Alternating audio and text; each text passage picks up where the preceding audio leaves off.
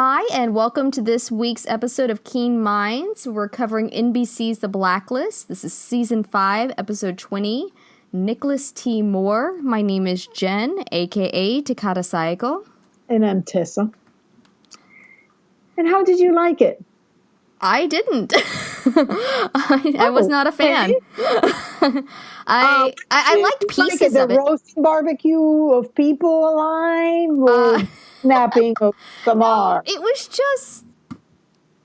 The Blacklister, for me, felt like they just run out of ideas. And that was my biggest complaint about it. I liked pieces of it. Fiona was great. I'm partial to Fiona, so I'm always going to cheer her on. But overall, my big complaint was the Blacklister just... Like, Red sent her on a wild goose chase. They made Liz dumb again to fall for that. Because as soon as he did, I was like, that was a plant. Haven't you known him long enough for that? So, sent Liz on a wild goose chase, which was just that. The Blacklister was a wild goose chase. This was a complete filler episode, with the exception of affirming some things that we pretty much already knew, except for the fact that Carla is apparently dead. Yeah, well, we'll talk about that. Yeah, but I mean, we didn't learn anything really new about Red's past. Not really.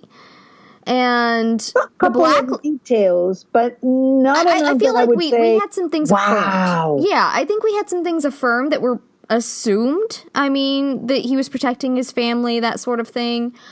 That's always nice. It was kind of like at the end of 508, or in the middle of 508 when we had those flashbacks where it was like they were confirming that Tom loved Liz all along. It's like, oh, well, at least, the Tom Keen fans have known this for a long time, but thank you for confirming that. I feel like that's kind of how it was with Red. It's like, well, we've known that he was probably protecting his family in some format because he does have a huge protective streak in him. Okay, well, thank you for confirming that, but... After having no mythology most of this season, are you kidding me? It drives me insane. So we had a very, very blah Blacklister that didn't make a whole lot of sense. There were a lot of plot holes in there. It felt very much like they had run out of ideas. They were like, okay, we need to stretch this to the end.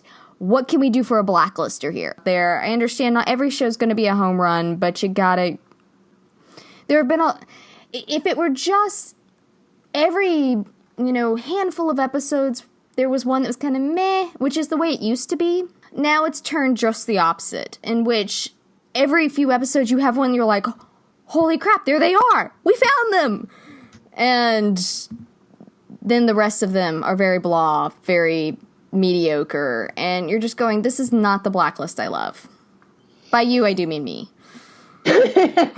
Yeah, I have a I'm surprised. I've seen around, among the super fans, I've seen around some people thinking like you, but that I have my little stable of casual viewers. I pet them very often, and they come usually after the episode to chat and see my opinions, and they loved it. I mean, they loved it. I gotta say, I did like the episode. I like the Blacklister. I thought it was a great take on a few cases that have, they're out there, Scientology, The Village. There is a lot of it's a nice take on those. The Roomie's reaction, who's the closest thing to a casual viewer I've got left, because all the casual viewers I knew have left by this point. Mm-hmm. They've gotten tired and they've left. So the Roomie is the closest thing to the casual viewer that I've got now. And as soon as it came around, she goes, oh my God, another cult? That was her reaction. Well, we've revised this cult thing. We've had the Kenyon family. We've had there's been a couple more. You had the Vem. The Vem. The Vem was very cultish. Yes. You had the one with the kids. With all the kids was semi-cultish. Lady Ambrosia. Yeah. Yes. That was a little different, but more. Yeah, I mean, it's. I liked it because it's just crazy enough, and that the kind of things actually happen. Oh yeah. Well, I mean, I went to school about the book. I'm like, oh boy. I went to school in Waco, so I mean, we had the David Koresh thing, maybe decade and a half, 2 decades before I was there. I mean, so it's you know, know about the cults, the crazy cults that happen. So I liked it. I thought it was a nice episode to have that kind of wild goose chase, because Red chose something that was just perfect. I wouldn't be surprised if Red knew all along what, have read the book or something like that. The point is that he chose the weirdest thing around that looked like a blacklister, and it came in a newspaper like so many he had done. Like, hey, look at the newspaper. It's like the CIA guy that was kidnapped in Ruslan Denisov, or so many others that have started with a little piece on the news. Well, I thought it was good. Liz did say, she said, it's exactly like we'd see on the Blacklist, on his Blacklist. This is, and I mean, she even made that comment. So yeah, my biggest issue with that was the fact that the way that he did it was so pronounced, it made Liz look like an idiot. The camera work done to us made us realize that was it. He didn't really do it that obvious, because all he did was put the newspaper and put his foot on it. So that wasn't really that obvious. The camera work. And maybe you're right. Watching and I saw it's like, oh man, I mean, the camera work just gave it away. I mean, you don't have to be that obvious, or maybe they do. Maybe now they're making it that obvious so that people will realize he's sending her in a wild goose chase. But my objection over that is not so much that Liz fell for it, because Liz is bound to fall once in a while for those things. She does it all the time now. But give me a break. And I'm trying not to use obscenity on this one. There she is, and Red is. She's saying, "Well, I thought I should honor her request." And Red said, "Sure, honey. He's not telling you that it was a wise thing or that he applauds you. It tells you great, because that means that now I get to go at her because you're honoring her request to stay away from her." And then there she goes again. Red doesn't say that he's not going to try to contact. And it's like that. What I found interesting in all that is that Dembe, 10 episodes ago, Dembe was telling him that was a clever way, a polite way of saying that he's lying, that he was being honest without telling the truth. And Dembe has been telling this to Red in many ways. You are lying. It's a polite way of being that you're lying. And, it's like your lying is becoming the motto of Dembe. You're lying. You're not being honest. You shouldn't be here. You told Elizabeth you wouldn't be here. And Red is back. He's like those guys who get caught up doing, or those kids that get up doing something bad, like stealing the cake or something, and they get slapped, and then they go like, okay, and spend like the next two cakes being good, and the third cake that starts getting back in there and taking a bit from the bottom or something like that. So yeah, I mean, Red is back being Red. He's super confident. Did you notice that he's actually spying on Jennifer? He had the phones tapped, yeah. And people following her. This is not my shocked face, but my question is, if he can do all that, why couldn't he find her? And that was another big issue that I had no problem with the fact that they killed Carla off. The problem that I had with it was why it happened, and the fact that they basically made it look like that Red had no clue where she went. I mean, what did he do? Drop her off in the woods with Frank and then just cut ties? Because he was supposed to be the one keeping her safe. He took her away from protective custody, so he was supposed to be keeping her safe. So what happened? I mean, there's nothing. All it took was some small comment about her, telling him to get lost or something. And I just felt like, and they did make the nod back to Carla getting her finger cut off and all that to make it thankful, because up until that point I was going, do they even remember what happened in season 2? Like, did it just totally slip someone's mind? And then they made that comment and went, well, okay, that's good at least. They do remember that this happened. But it just, the way that they went, and I don't know if maybe something got knocked off in the cutting board room. I don't know. It just, the whole scene was really bizarre to me. Yeah. And also the question of why on earth would anybody shoot Carla, who has no current ties to Reddington, who doesn't even know where she is? And if they're going after her to get to Reddington, why wouldn't he know? Why wouldn't that be flaunted right in front of him? Okay.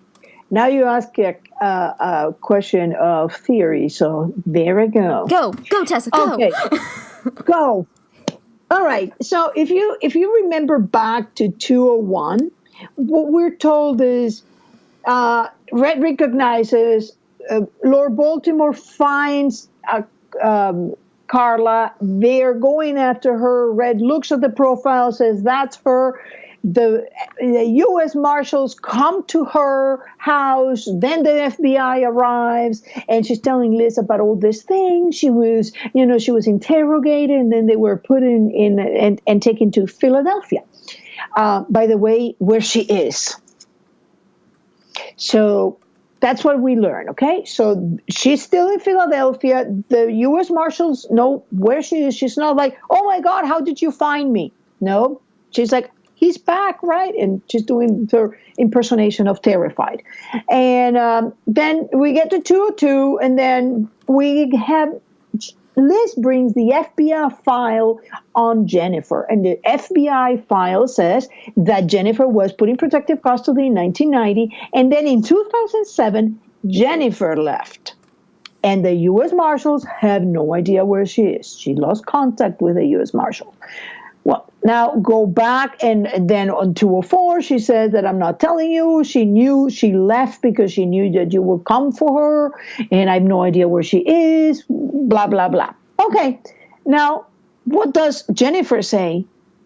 Oh, no, she was a very decent person because she left. Well, not in the middle of the night like you did, but she sat me down. That makes a big difference. She sat me down when I was in college and told me where she was leaving. Yeah, well, the 7-year-old in the pink pajamas kind of isn't going to understand that, right? Yeah, that thing. But then she says that her mother left her in order for her not to be found and be forced to tell where she is. Except that Red cannot find Jennifer, but Lord Baltimore couldn't find Jennifer either because he was looking for her. In fact, when Berlin thinks that Zoe is Red's daughter, he's like already, he's getting the torture instruments out and laying them out and, like planning the whole thing. And then he realizes his own daughter. So he was ready to do that to Jennifer because he thought Zoe was Jennifer. He just couldn't find it. So this whole thing doesn't make any sense because now Jennifer is saying it's Carla who left and she who stayed. That doesn't make sense because the U.S. Marshals already told you that she left and they don't have no contact with her. They don't know where she is. And there it is, Garvey saying that Garvey always knew where they both were, or at least knew where Jennifer was. So the whole thing is not making any sense. And I think that as soon as Red started hearing the details, I could see he looked pained, but the pained expression changed. And I have my personal feeling, and I have nothing to back it up, it's just my personal feeling, is that he started feeling very sorry for Jennifer. Because I think that Carla, it makes no sense, as you said. Why on earth would anybody kill Carla? Without telling Red 2 bullets? It's like that was personal. If that ever happened, it's because it was personal. Somebody was out to get her. It had nothing to do with Reddington. So either was the husband that decided that he wanted to go back to Monica and the dog because she was, or my theory is right, and Carla is Katerina, and she's a serial death faker. So every time she gets tired of something, she just fakes her death. She just has a collection of tombstones. It's funny because I actually just made a comment like that in my AU that I'm writing. Wrestler looks at Tom and was like, "Do you have a collection of death certificates?" And he's just like, Yeah, this is the world of espionage right there. Collection of death certificates and tombstones. It just doesn't make any sense. And then, then Frank tracked her when Red couldn't, and Lord Baltimore couldn't track her, and Berlin couldn't track her with all the trackers because it wasn't Baltimore was just one, but he had hired like 3 or 4 of them, and none of them could find her. So no, either the writing has gone so bad as to be comical, or we are on the verge of learning something very intriguing about it because the story does. It's the same thing. Remember when I always tell like there is. That story, how Berlin found Liz, didn't quite mesh. It looked like it until you started looking at the little details, and then it's like a puzzle. It doesn't fit. It may be in the general vicinity, but there's a missing piece. And I knew that there was a missing piece that we got in 508. I feel that we have the same situation now. We'll see. I honestly feel that either Jennifer is the biggest actress that we've seen so far, and this whole thing was, or that she had the wool pulled over by her mother.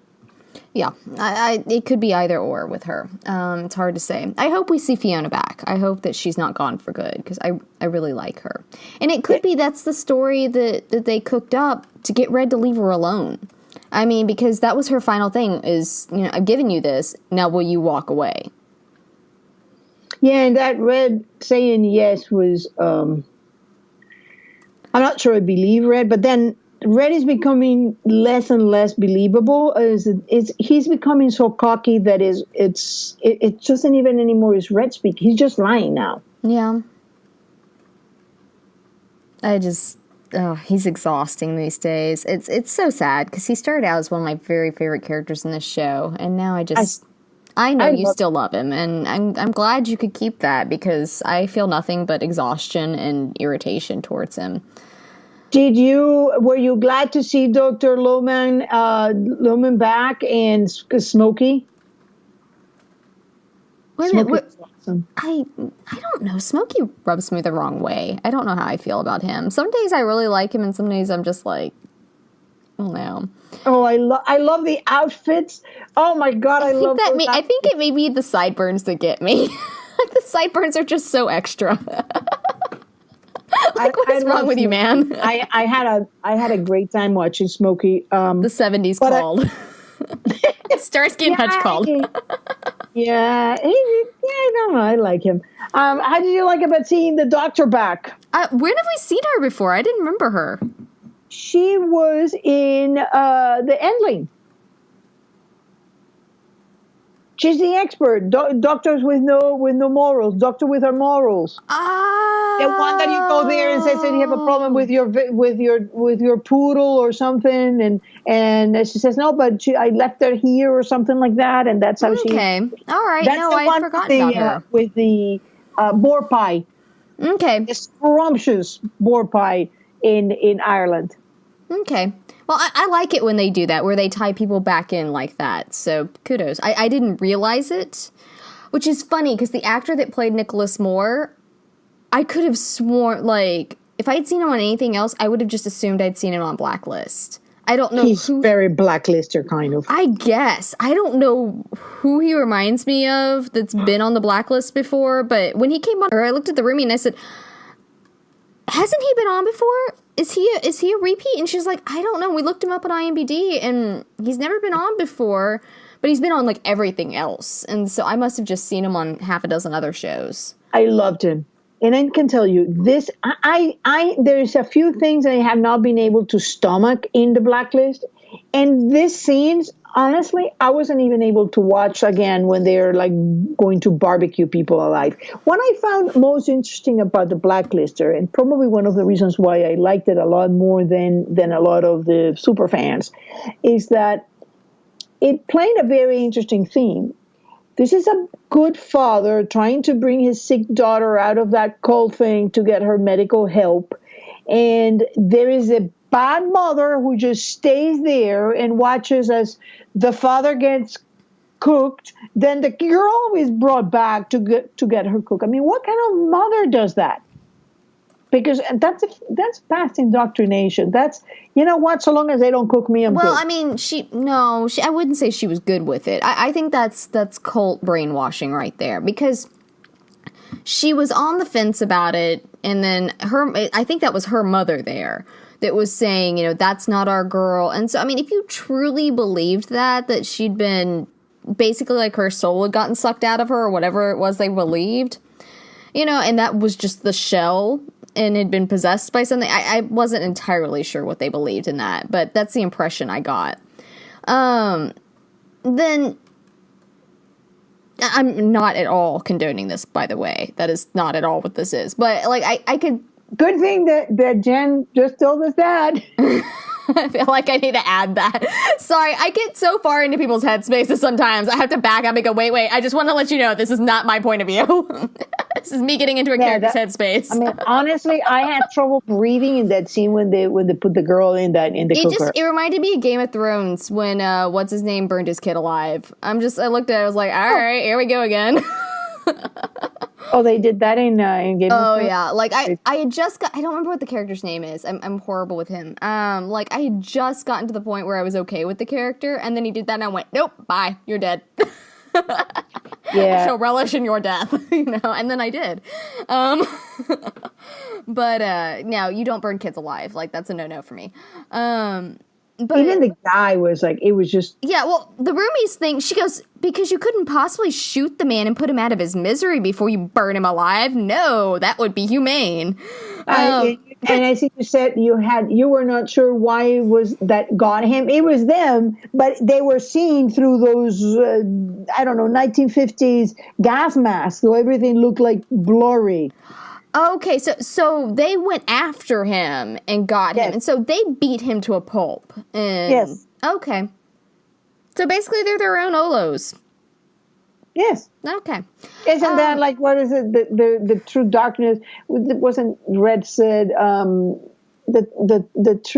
dark forces, for most people, the dark forces are the forces within.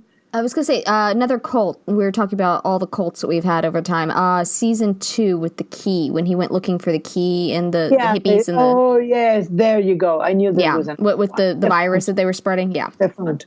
Yeah. What were they called? The Front. The Front. Yes, that was them. I was going to say, I just remember the key and the wind chimes and, all of that. So, yeah, I had some... I understand thematically why they did the, dragging away, because it's supposed to look like an animal pulling him and all of that. It just, knowing later that it was a human being, it just doesn't really compute in my brain. But I guess for the casual viewer, maybe they were okay with it. I don't know. By the end of it, but between just trying to wrap my mind around, this dude wrote a book and then decided, I want my own cult. And so what, he went and convinced a bunch of people to form this cult with him, and to do so, they were going to murder anybody that left? Like, that doesn't make sense. So he's been murdering these people's kids for a while now, and nobody's been fighting against him? That's what was unclear to me. I couldn't quite wrap my... Like, I understand the people that were born there. That's a problem with the writers when they don't get acknowledged. That's one of the things. They may start their own cults with their books. Listen now. So be careful not to start your own cult. It's okay. I will do my best. I will try to stay away from cult starting. And it would be fine. So he wrote this one book and then went bizarre and berserk trying to make you believe. Hey, we're a crazy lot. What can I say? Writers are a crazy lot. I think it was just a self-jab that they were having fun of when, with that. Okay, so my folks are not on the creative spectrum at all. Like, they are both very analytical human beings. We really don't know how I came into existence. I was convinced for a very long time I was adopted. But anyway, I was talking Maybe you're a changeling, except you look just like your mom. So yeah, I look just like my mom, and I've got a bunch of stuff from my dad's side of the family. Like, there's no... Yeah, anyway, but my personality is entirely different when it comes to creative versus analytical. Anyway, and I was talking to them the other day, and I was talking about a story, and I don't want to give any spoilers in case any of our listeners are reading my story. I said, I was going through my notes and blah, blah, blah, and I knew this had to happen eventually, but then I realized, I need to shoot so-and-so tonight. I'm just talking to them, and they went, there's something wrong with you, isn't there? I was like, the thing is, I can have these conversations with writers, and it's totally normal. The joke used to be that the NSA listened into us not because we were doing anything wrong, but because they got story time from us. Well, oh my God. What did you make of Samar being abducted like that? I felt like, really? Yeah. What happened? Did she got stupid suddenly? I mean, like, things happen in the field, stuff happens, but one, I'm sorry, unless he dosed her with something, nobody's unconscious that long without brain damage happening. Like, that's coma level unconsciousness right there. I think they both were out. Because the girl was also. Well, I know she was, but like they didn't show them dosing them with anything. And maybe they did. Maybe that's what we were supposed to assume. I don't know.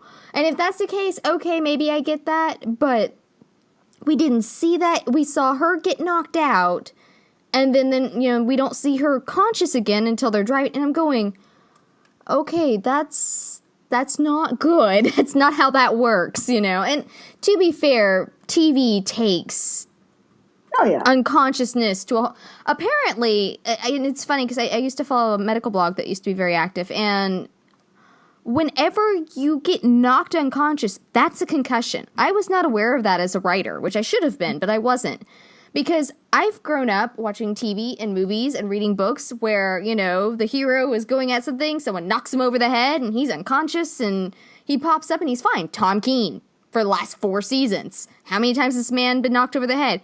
He really probably should have had brain damage by now. How many times he's been unconscious from pilot to now? Or till, halfway through this season. And so I understand TV takes some poetic license there, and that's fine. I'm cool with that. I've stretched things. I'm not above that. But it was just bizarre. I felt like it was, we need something to do with this, and maybe it'll be an interesting storyline. I don't know. I'll wait until next week for full judgment, but it was kind of a weird thing for me. Yeah, I predicted that she will die or be really damaged a long time ago. I got a lot of people upset about it, but I'm sorry. I know she's just like lifting her hand, like almost out of the screen. I'm raising my hand, going, me. I was upset with this. But I mean, that's it. See, I knew that it was going to happen because they don't do happy good. Well, and John has straight up said that he does not, and I'm not quoting him directly. I don't remember what interview it was. I wish I knew because I know that they don't do happy. Yeah, he was like, I don't really know how to write relationships. And I just I don't remember if I was listening to it or if I read it. And I just looked at it and went, really? He's not relationship. He's not good writing. Happy relationship. Yeah, well, I mean, that's, and I'm just going, then find someone that can. Because, I understand you've got to put some difficulties in there. Don't get me wrong. I mean, every step of the way, they've got to have something fighting against them. I mean, that's just writing. That's great. That's good writing. But it doesn't necessarily mean that they need to be fighting each other or that there needs to constantly be something keeping them apart. It gets exhausting. And that's, we've already been through it with the Keens. It's like, at this point, any Keen Squared fans are still along for this ride, which are fewer and fewer as time goes on, I think. We're going, okay, come on, Saram. Like our little Saram flag over in the corner. All I can say is, I knew it. I did say it. Okay. I'm sorry if I'm a little bad feeling. I'm sorry if I'm a little reluctant to pat you on the back for this one. Yeah, I know. I wasn't expecting it. Don't worry about it. It's not that I don't respect your prediction capabilities. It's that I'm just shaking my head at the whole situation. I don't respect them at all. Don't worry about it. I noticed that we also got Edward back. I did too. It was okay. That was a highlight for me because I've been complaining that I wanted to know what happened to Edward since he lost the plane. They left him in Vienna with the surrounded, and they were like going over his suits and his. I was like, no, not Edward. Like, we don't even have an actor that plays him, and yet I'm very attached to this man. You don't understand. Well, we've been calling him forever. Um, the one thing that caught my attention is that a lot of people are saying that Red is definitely not the father because he wasn't even talking in the third person about the father, why your father did that. But if you think about it, that is exactly what Red did with Liz. He dissociates the father in him from the criminal in him. Well, I mean, it's the same way. We talked about this back in season 3 with Agnes. It was the baby. The baby. Not Agnes, I mean, obviously he wasn't going to say his grandchild at that point, but he didn't call her by the name. For the longest time, it was just the baby. The girl, the baby. Yeah, the girl and the baby. And we talked about it at the time because for me it was very odd, and I think you were the one that said he was putting that degree of separation there to keep himself steady. And so that, yes, he's just doing it again with Jennifer, and he does it with Liz, and I mean, it's a self... The father died.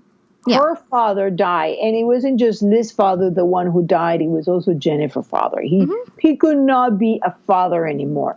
Now, the one thing that drew my attention was in 1990... No, hang on. It goes back to your cut scene that you like, your deleted scene. Yes. Oh, that's actually funny! Sorry, there's a celebration going on over here. No, but it's very much your deleted scene from season 3 where Red says that, that you basically can't do both. When someone's waiting for you to come home, you can't go out there and do your job like nobody is. Or at least go into one of those revenge things that kill your soul and expect to be back and be a father. And the thing that Red didn't know about Tom at the time is that was not what he was in for because Liz was alive. And so he was just trying to, negate the threat there. Mm. But that is exactly where I think he is right now. There we go. They really shouldn't have cut that.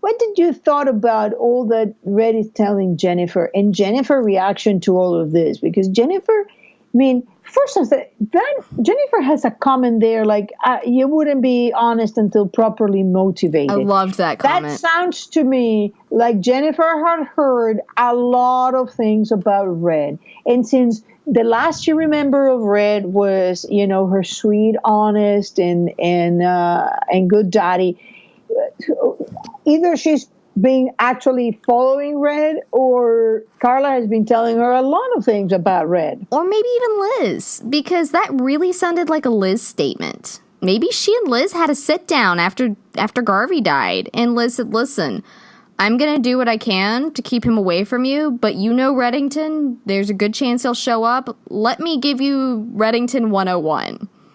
Because that sounded like a Liz comment, that he wouldn't be honest until properly motivated. Does that not sound like something Liz Keene would say?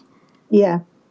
And so, yeah, that's really where I'm I had a feeling that they may be together in this, that they're doing something about this, that because I think that if there was anything in Jennifer that said, well, how come that you were with her and I'm not? I think that once they saw that scene in the bar with the guns, that notion that, jealousy about my sister now that kind of went away. So I'm not sure what's going on in there, but I have a feeling it's going to be pretty interesting to watch. Well, I feel like something needs to unfold between them because there's still the whole question. I mean, yes, I'm aware if your theory is correct and Katerina and Carla are the same person, but let's just for the moment say that it's not and they're two separate people.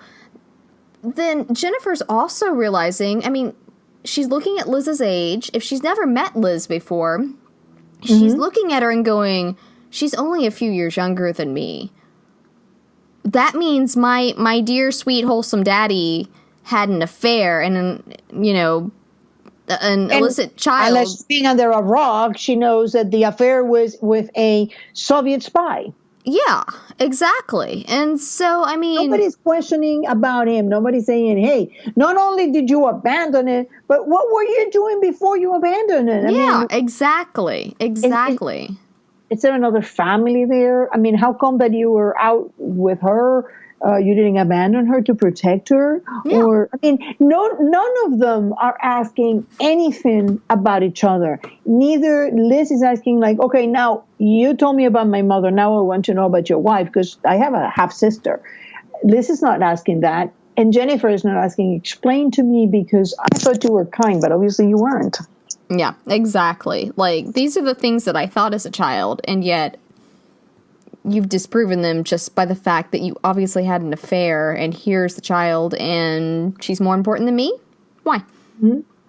Mm-hmm. Yeah, there are a lot of questions out there. So if Jennifer just disappears into the ether, I'm going to be very put out. You will hear me griping about it for a very long while. It's not, it doesn't make any sense the way they presented things, and she doesn't want to even talk to him again. And then there is the damn thing about Carla is killed and Frank tracks her. Tracks her when Red couldn't and Lord Baltimore couldn't. Frank was an idiot. He was a total stupid man who also had affairs. So that kind of decent man were having it on with Monica and her dog. Well, no, the dog was Frank. But there was definitely a dog involved in the situation. And Pee Wee Herman. Oh my God. So here we are. I mean, it's like, excuse me, there is something here that we need to talk about. So I agree, and I'm hoping I feel like I still have enough faith in them at this point. I mean, it's on very, very shaky ground where they're at, and I will say once again, I hope that I'm proven wrong. I hope that it just bam. I mean, John keeps saying, "Oh, the ending's going to be so great. You're not going to see it coming. It's going to be the best cliffhanger ever." And I'm going, "Well, honey, you haven't given us anything all season. All you've done is takes. So if you give us a morsel, it's going to be something, Mm-hmm. I mean, when you take everything away from your audience and then, like, give a little speck back, I mean, it's still something, I guess. Maybe. It looks like a lot more. But, I hope that maybe the Jennifer and Liz are playing a game on this. I would love that because, once again, I love smart Liz. I love Liz dancing around people. I love Liz using her profiling skills. I'm blanking on the episode name with the lady team that she went undercover with the diamonds and the harem. The harem. Yeah, seems like a very obvious. Yeah. Like in the harem, when she used her profiling skills to just twist people around. I love that in Liz. She's fantastic in that. Or when she played Reddington in this time by giving the tip about Abraham Stern and then using Red, asking her for help. That was a fun Liz. But I think that there is something in this mythology that doesn't square. And as I said, it's either absolutely outstanding writing or it is so poor as to be comical. I'm not sure what it is. I am not going to make my mind. I'm going to give them the benefit of the doubt. But let's say that my patience is wearing very, very muslin thin. Yeah. It's like one of those see-through curtains now. Very thin. It's a 90s shirt. Mm-hmm. Yeah, I'm right there with you. Like, I still have a smidge of hope, but I feel like I guess part of a lot of this is on me because I came into this show and I had been very, very badly hurt by a set of showrunners that I won't mention. If anybody follows my blog, you know who they are. that had just decimated a truly fantastic show. And because they didn't understand what a long game is. They had a great overarching idea, but couldn't pull it out for the long run. And apparently wouldn't put people around them that could. And I don't know if that's just something that happens in the industry because of ego. I don't know. But I'm not currently in the industry, so I couldn't tell you. But I came in and the Johns were it was season 2 when I came in and they were still going super strong. It was only getting better and better with each season. And I was sitting there and watching all my rewatches, all these little tie-ins, all these threads coming together that you didn't notice on the first and second rewatch, but the third and the fourth and the fifth, all of a sudden these things were all tying together and you could see where it was going, and it was brilliant and it was beautiful, and I was so excited because this is the kind of writing that I live for. And then it was like we hit a brick wall, and suddenly the writing went downhill in season 5, and things stopped making sense. And I don't know if I just put them on such a high pedestal that it could never stand, or what the situation is. But well, I hope in the end they come up with something that doesn't leave me as bitter as I've been this season, because I know that I've been very bitter. I think that there gotta be something going on. In season 5, it seems like they changed direction in season 4, because that deleted scene of Kate and Liz made a lot more sense. That was a scene in which you could see, Liz questioning what she was doing and the whole thing.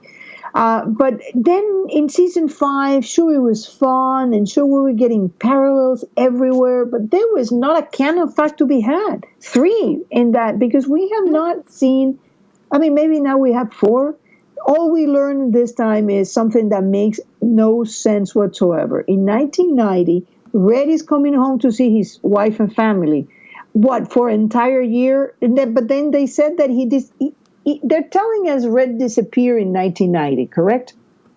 And according to what most people think, that means in December, because they're talking about Christmas, correct? So the fire is the previous year, in end of 1989, or beginning of 1990, because Katerina, 2 months later in 1990, commits suicide or walks into the ocean, because they never say commit suicide. Walk into the ocean. There's a reason for that, folks. So you're telling me that Red disappeared in 1990 in December, but he was walking around for an entire year in which he had not disappeared, but nobody knew where he was, and he was running from the cabal, but nobody questioned. He had a burned back and a gun wound, and there he is. It's nobody knows where he is, yet he hasn't disappeared. So what exactly does it constitute disappear in the show? Because I thought that if nobody knows where you are, that pretty much says you disappeared. But apparently, according to this, there is 2 disappears. There is disappear when nobody knows where I am, and then there is disappear when officially I'm disappearing. That only comes when you leave a car with gifts. Because I didn't know that. Maybe that's a protocol for disappearing officially. So now you see my quandary here. Yeah. Is that they're giving us this thing now, or that's what Red's saying, that he was running from these people. He wasn't. Red didn't have the fulcrum. And I keep telling people this. It's like, remember what Braxton said about the fulcrum? I know about the house, the fire, the girl. And before that, he said something that at the time everybody was like, what? He said, I know where it was 20 years ago, and I know when it disappeared. 20 years ago is 1994. Now, if Red had the fulcrum in that house, and he was the man having Liz in that house, he must be the biggest imbecile in the entire history of fictional characters, because having given it to Liz to put in somewhere, he then erases her memory without finding it. Yay! That's really smart, Red. And then he proceeds to find the fulcrum and trying to find the fulcrum for 30 years. And then finally it says, they can only find it through you. Then we have in 1994, that's when he makes the deal with Fitch. So that means that in 1994 is when a situation occurred that Red could conceivably make Fitch believe that he actually had acquired the fulcrum. And thus he was in a position to say, well, either you leave me alone or I make this contents known. So that's 1994. So in 1990, Red hasn't done anything. I also want to say, I want to throw this as speaking of Fitch. So supposedly, Red broke ties and disappeared on Christmas Eve with the gifts in the car so that the U.S. government would chase him down versus the cabal, which would be some U.S., some Russian, going after Carla and Jennifer. Okay, that makes sense. That's very much in character for him. That's, that does make sense. But we've seen two heads of the cabal since it started. We don't know who's currently sitting at head. But since it started, since the show started, we saw Fitch was heading up the cabal. National Intelligence? He was the assistant director, deputy director of the National CIA. Intelligence, not the CIA. Oh, okay. Of national intelligence. Okay, but still, in espionage. Intelligence. In fact, the boss of anybody on the CIA. Oh, okay. Good to know. And then you have the director of the clandestine services, basically in charge of anybody undercover. His name. God. Peter Kotsopoulos. Thank you. I'm sorry. It's been a really long week, guys. Sorry. But you had you had the director. I can't pronounce his name. Not tonight. But you had the director of the CIA as the second one in that followed up. So he was very highly ranked. So you have two people in the intelligence community that couldn't find a missing man's wife. And, I understand how Red can disappear. He's in intelligence. He's good at that. I get that. But he puts them into protective custody, which is government run. And these two people in the U.S. intelligence realm couldn't find them? He didn't think... I can understand why they wouldn't be... I can understand why they wouldn't be worth tracking down for them, after he disappeared. I understand that. But at that point, why up in their lives at all? He made it sound like he put them into protective custody to make sure that the cabal wouldn't get them. And that just doesn't make sense to me because the cabal is full of intelligence agents. I'm like, they could find them. This is not a stretch. Wait. Yes. I know where you're coming from. I think I know why is that. Remember that there were some things that neither one of them knew.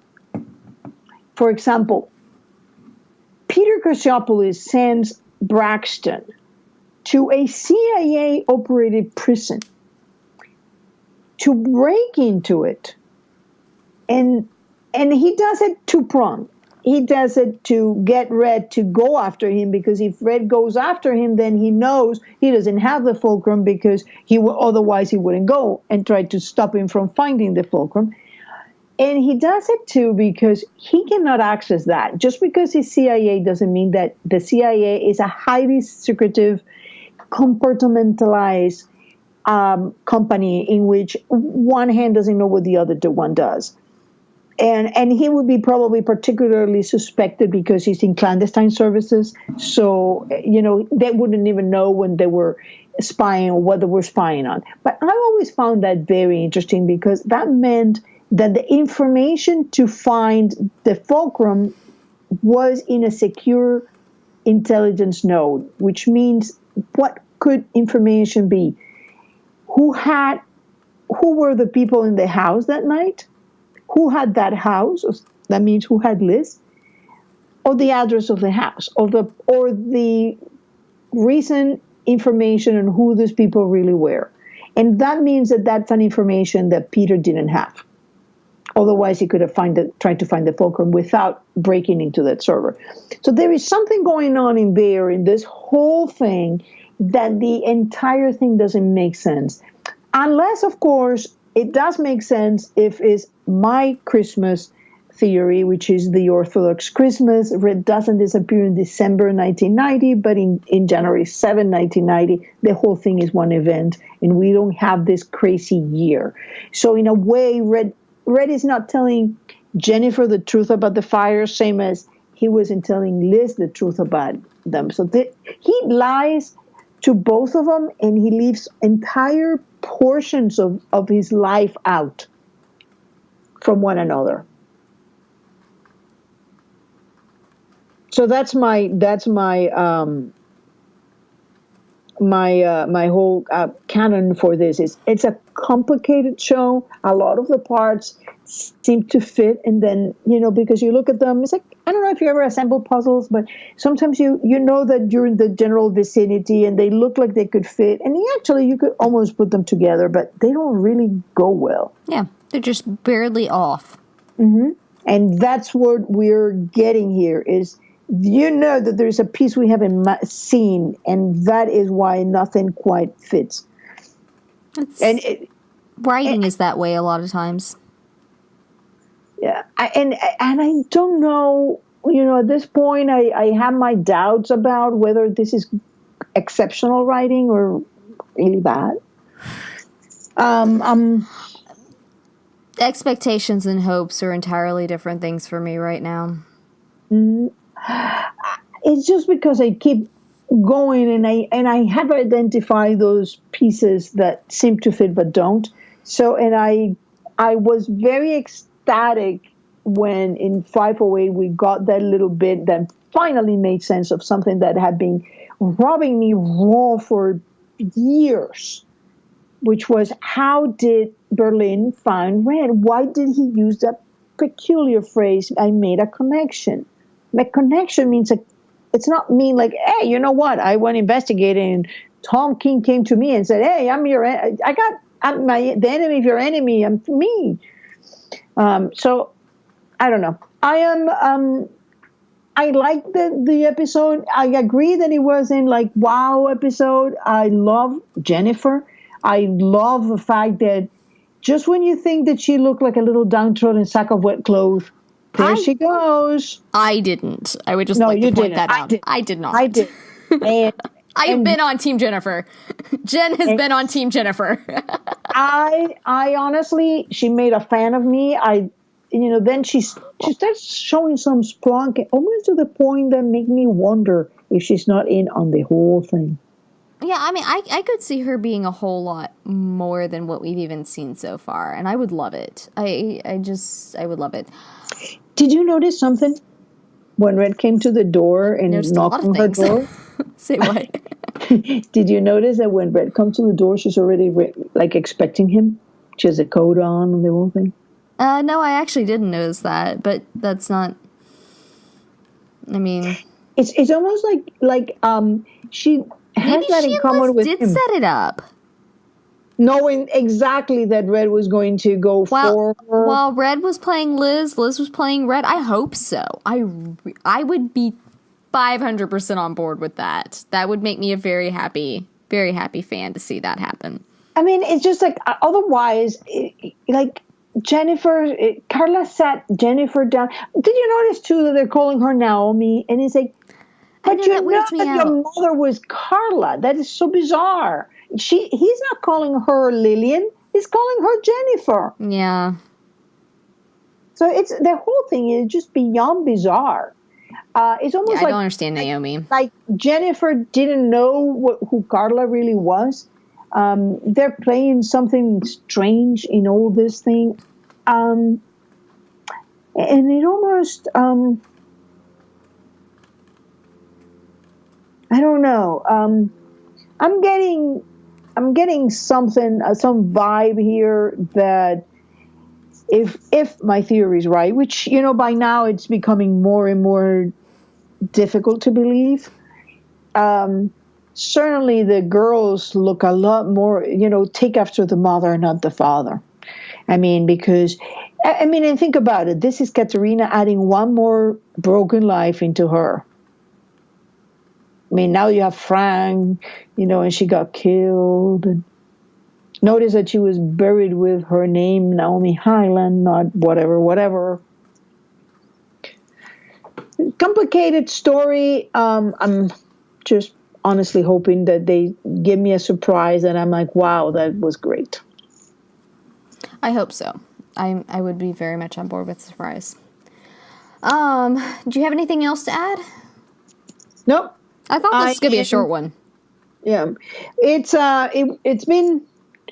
was an interesting episode. I'm honestly hoping that we get 2 phenomenal episodes for the ending, and they really blow his mind, because I've invested 5 million words. I've been and that's in Tumblr alone, because God, Lord knows, I've been in Reddit, I've been in the old Wall Street Journal place, and it would be very sad if it was for naught. I'm right there with you. I mean, the roomie did a word count on me the other day, and I don't even remember what it was. And that was just fan fiction. This is not even talking about the metas that I've written and the conversations I've had and the podcast that we've done. The hours we've spent. Oh, good heavens. And I mean, to be fair, I mean, we're playing in someone else's sandbox. I made the comment to the roomie today. I said, yeah, playing in it was last night after the episode. I said, yeah, we're playing their sandbox. Right now I'm just throwing the sand. I'm so angry I'm throwing the sand. But, I do hope in the end of it, because I've had moments where I've looked at them and gone, what are you people thinking? And then they've proven me wrong. And so there's always right up until the bitter end, there will always be a small part of me that hopes that I am the one that's wrong. I am the one that got snookered in all of this. And that they're pulling the rug out from my feet, and I'm going to land and go, holy crap, you people are brilliant. Okay. And if they do, you know me. I will be the first person to say it. I will be the first person to give them the kudos, and I hope that I can. I just don't see a scenario right now. For years I was asked, would you ever be okay with them killing Tom Keene? Is there ever a scenario? I said, I can't see a scenario in which it would make sense that they do. And I said, that's the thing. I said, they're fantastic writers, and I can't see a good writing solution for killing Tom, at the point that they were asking it. It was always past the Drexel episode. I feel like Drexel was the turning point for the Keenes. And I still feel that way. It's easy to slough that off as saying, oh, you're a Keen Squared fan, you're a Tom fan. Yes, some of that goes into it. There's no discounting that. There's no discounting that when they kill your favorite, that's going to bother you. Or even your second favorite, what have you. But my biggest issue with that, I could be upset and still move on and not be freakishly bitter if, as far as I can see in the writing, it has decimated a fulfilling ending for Liz, in which they went out of their, and I know I've said this 1,000 times, but bear with me one more, in which they went out of their way to point out what she wanted, and then again went out of their way to have Reddington promise her that she would have that, and then to have Reddington partially responsible for that to go away. That, to me, decimates a fulfilling ending. Really promised that she would have a walk in the park. Yes, he did. She said, you will have the simple life that you want. That's not exactly it. And it wasn't about not letting go, I think. I think it's a lot darker. And after this episode, this was dark. Yeah, you have thought that for a while, and I understand that. I finally finished Alias. It was like a 3-year experience, but I finally finished it. And that is the kind of ending I was looking for. Was like the ending of Alias, like the ending of Fringe. These shows that have these dark themes, these painful themes that run all through them, loss and struggle and all of this, and then in the end, you've still got something that you're walking away with, because I feel like in the day and age we live in, that there's so much pain and anguish out there that people come to their television sets for an escape. It's the same reason you read a book. It's the same reason you watch a TV show, a movie. you come for an escape, and why on earth would you want the same old that you see, people say, oh, there are no happy endings in real life. Well, I'm not looking at this for real life. I'm not watching a show about heightened reality for real life. I turn on the news for that. Thank you, but no. And so and to be fair, it's part of where I come from as a writer, that is very much my direction, and it's something I'm very solid on where I write, and that I swear this show has made me even more solid on. But it bothers me. It doesn't. I know you and I have a different opinion on this particular genre, that we see it differently, but as of right now, I can't foresee a way that they can fix this. And maybe they don't want to. Maybe they don't. But I feel like there might be a number of ways they do this. I think for that, you really have to wait and see how long they have. It's going to be very different if next season is the last, or if they say, well, we still got 2 seasons, maybe we got 5 seasons. Oh, God, the way they're stretching it now, I hope they don't have 5 seasons. I hope not. I think that they'll run out of any ideas. Story, but you're turning into a procedural in which you think you're revealing something, but you're not. Yeah, they're not revealing anything. I mean, they didn't. There were these big moments where you're supposed to be revealing something. I mean, the discussion between Reddington and Jennifer should have given some nugget of truth there, and it gave us really nothing new. A bunch of negatives, things that couldn't have been. Reddington couldn't have been running in 1990 from the cabal for a whole year. Carla, made no sense that Carla was killed with 2 bullets. It made no sense that Red didn't know where Carla was. It made no sense that Frank tracked Jennifer. It just nothing in that matched up, and so that's. Yeah. Anyway, I'm done with my grumblings. There are all my grumblings. We had someone the other day that left us a YouTube message, said, would you please stop complaining about this show? I love it. And I'm just like, sorry, man. I used to, Like, I really would like to stop complaining about it. That would be very, very nice. Well, we're going to give it a run until the end of until 5/22, and we will let you guys know what are we planning to do with the podcast for next season, if there is a next season. But tell us if you are interested in that we do a special edition in which you guys can call in. Yeah, we were talking about that, and I know I've talked to people individually about it, and so Tess and I were talking about it before we started recording today. We would love to do an episode that was very, very much had an interaction with you guys, because we don't get to talk to you a whole lot together. It's either on Facebook or on Twitter or on Tumblr, and it's always just one of us. And so it'd be a lot of fun if we could piece together a show in which we talked with people that are listening, and we use Skype to record, so it would be something that you could do without, if you live overseas. We probably have to choose like a Saturday at noon, so people in most time zones can still, call us and talk to us. Yeah, it'd be a lot of fun. But we're very open to something like that. Be great times. So, all right. Until next episode. Yeah. Have a lovely week. And we'll see you at the next